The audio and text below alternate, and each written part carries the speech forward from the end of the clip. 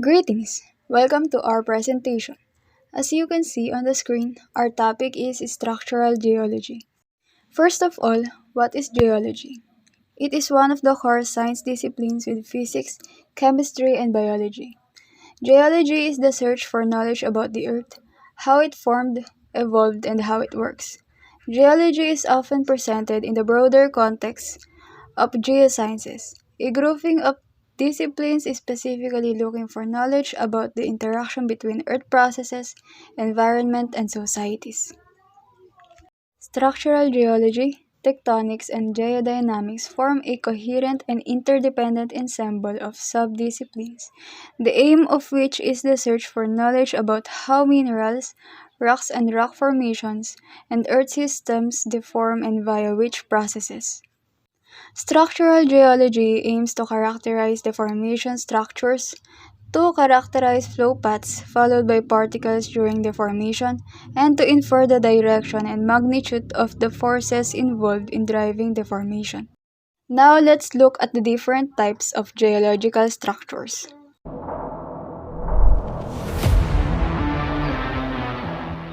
First is the outcrop. In the mountainous and submountainous tracts and also in shallow plains, exposures of rocks may be easily seen forming sides of valleys or cups of hills or even upland and slopes in level fields. An outcrop is simply defined as an exposure of a solid rock on the surface of the earth. Outcrop dimensions include: the first one is the width or breadth. It is the distance between the top and bottom edges of the bed as measured on the surface of the ground in a direction perpendicular to the strike of that particular bed. The next one is the thickness. It is the perpendicular distance between the top and bottom surface of the same layer as seen in a vertical section at right angles to the strike of the layer. Lastly, or the last one, is the depth. It is the perpendicular distance between the ground surface and the top surface of the particular layer.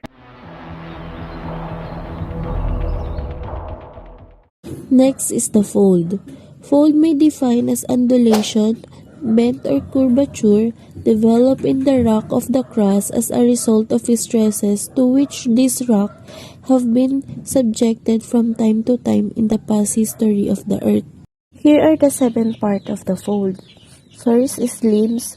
These are side or flank of a fold. Next, hinge is a folded layer. It is a point that can be found where curvature is maximum, and one limb's end and the other limbs start from that point. When rock occur in a sequence and all their hinge points are joined together, they are make a line. We can call that a hinge line. Axial surface. A surface, plane or non-planar, obtained when the hinge line is traced throughout the depth of a folded sequence. Next part is the axial plane. It is an imaginary plane that passes through all the points of maximum curvature, inclined or horizontal in nature. Axis of a fold is simply defined as a line drawn parallel to the hinge line of a fold. Next, flange of a fold. The angle of inclination of the fold axis with the horizontal as measured in the vertical plane is termed the flange of the fold. For the last part, it is crest and trough. Most folds are variation of two general forms. It is up arch and down arch bend. The line running through the highest point in an up arch fold defines its crest, whereas the corresponding line running through the lowest point in a down arch fold, it is make its trough. And these are the two classifications of folds, the anticlines and synclines. Anticlines. These are folds in which the strata are up-arch, meaning it convex upwards. And synclines. These are folds in which the strata are downarch, meaning it convex downwards. Depending upon the nature and direction of the stresses, the axial plane in a resulting fold may acquire any position in space. That is, it may be vertical, inclined, or even horizontal.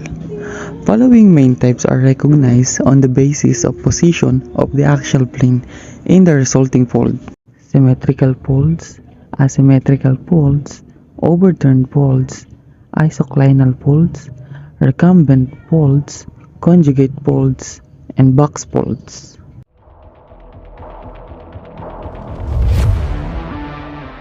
Next are the faults. Those fractures along which there have been relative movement of the blocks past each other are termed as faults. The entire process of development of fractures and displacement of blocks against each other is termed as faulting. The following factors are considered important in classification of faults. First one is the apparent movement of the disruptive blocks along the fault plane, the direction of slip, the relation of fault attitude with the attitude of the displaced beds, the amount of depth of the faults. These fundamental types of faults are commonly distinguished on the basis of apparent movement. Number 1, we have the normal faults. Number 2, we have the reverse faults. Lastly, number 3, we have the strike-slip faults.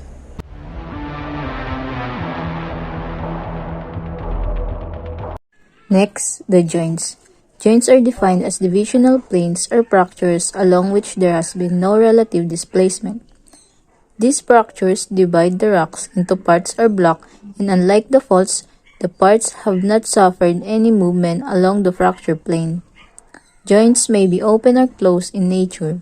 The former are those in which the blocks have been separated or opened up for small distances in a direction at right angles to the fracture surface, while on the latter, there is no such separation.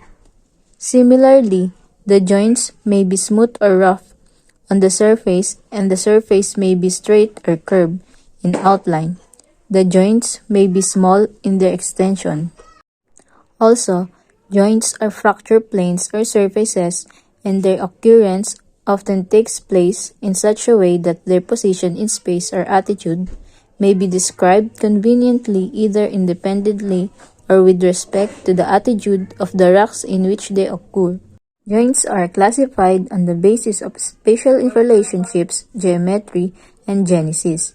Spatial relationship includes systematic joints or regular joints, and non-systematic joints or irregular joints. Geometry includes strike joints, deep joints, and oblique joints. Or genesis or origin includes tension joints, shear joints, and compression joints.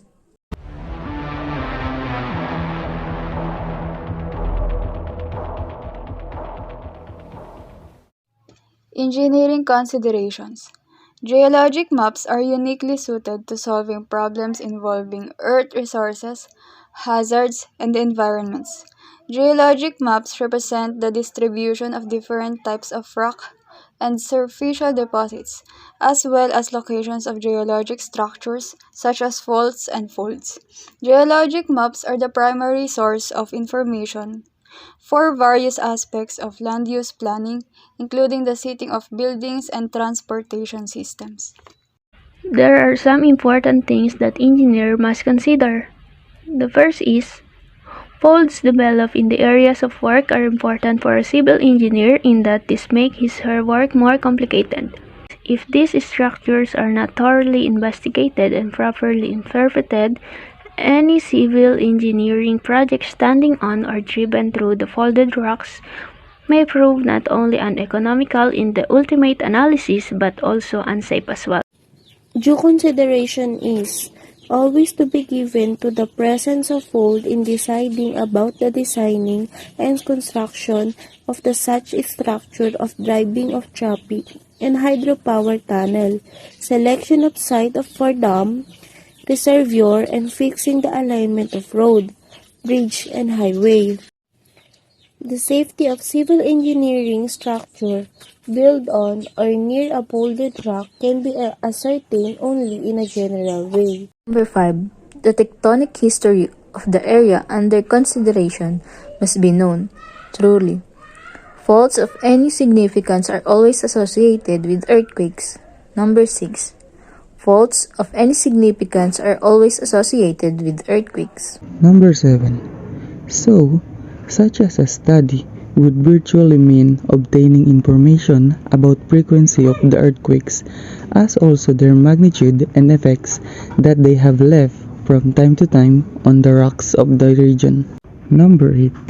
The exact position of the area of construction with respect to the seismic zoning of the country must be thoroughly established.